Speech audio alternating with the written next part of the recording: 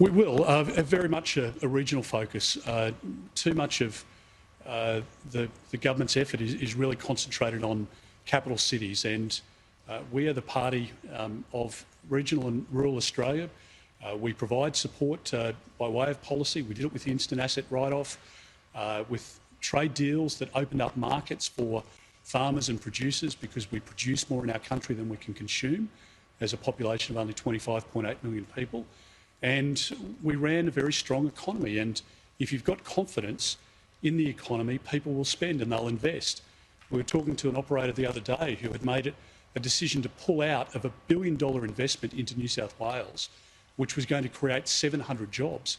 But just with the uncertainty in the market at the moment, with Labor's policies on tax and energy, they decided to take that and spend it and invest it elsewhere in another country. And they're worrying signs.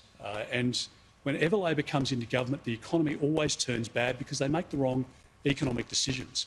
And rural Australians, people in regional areas, feel that acutely, and we've got to make sure that our policies provide support to people living in regional Australia, and they're an incredibly important part of our country, and we should show them respect by visiting regularly, and that's exactly what we've been doing. Another national question: what should Labor be doing to tackle inflation, especially with this May budget ahead? Well, you've got a projection by the government to spend well over $140 billion or collect that in extra taxes over the course of the next few years. They're going to spend that money, and if you've got a government that's pumping more and more money into the economy, that does fuel inflation. And if the government continues to chase inflation, then that will result not in inflation coming down. And that's the history. And this is why Labor governments have got into trouble in the past, because they can't manage money. And Australian families end up paying for that. The Reserve Bank met on 96 occasions when the coalition was in government. They raised interest rates on one occasion. The Labor Party has been in government for 10 months and will see interest rates increase on 10 different occasions, and I hope not again today, but we'll wait for that advice this afternoon. But it's obvious by all of the analysis at the moment that the view seems to be that inflation will be sticky, it'll remain high, above the Reserve Bank band, their target band, and that will mean higher interest rates under Labor for longer than otherwise has to be the case. So should he have his term renewed in September? Well, that's an issue for the government. Mr. Dutton, a couple of questions from our ABC party team in Canberra on TikTok. The government's announced a ban on TikTok on government-issued devices, something that you support? Well, it is something that we'll support, and obviously we'll support decisions that the government makes that keep us safe and that are in our national interest. The government's been very praiseworthy of Scott Morrison and I and others within our government for the AUKUS deal, and we put that together wanting to keep our country safe, not just today but for decades ahead. And if the government has advice that it's unsafe to have TikTok on those government phones, then they're acting on that advice, and we would support that decision. It's obviously delayed in coming, and the government will have their own reasons as to why they didn't announce it last week or the week before that, even though they had the advice to do that. So I'm sure that's an answer that they can provide to you. And should politicians and public servants be allowed to use that app on their personal devices? Well, those of us in public life have to take advice from the agencies, from the head of ASIO and the head of ACIS and the other intelligence agencies, and if they're providing advice, it should be adhered to. And if people have got doubts, then they can contact the relevant contacts at ASIO or ACIS. But I think if the Director General of Security is giving advice to members of Parliament, they should follow it. And last TikTok question: do you have concerns about the broader public's use of TikTok, and are there options available for the government to either restrict the use or force TikTok's parent company to distance itself from China? Well, look, I'd just say to particularly a lot of young Australians, we all spend a lot of time online now, on TikTok, on Instagram, other communication apps and messaging apps. Just need to be really cautious about the amount of detail and data that we put out there.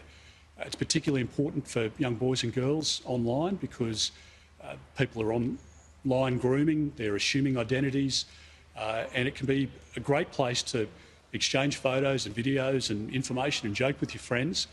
But it can also be a very dangerous place, because if you have somebody, whether it's a state actor or an organised crime group, collecting data, collecting personal messages, collecting those photos, that can be really worrisome.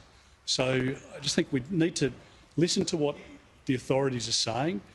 They give the advice based on all of the intelligence available to them that lots of us just don't see on a day-to-day basis.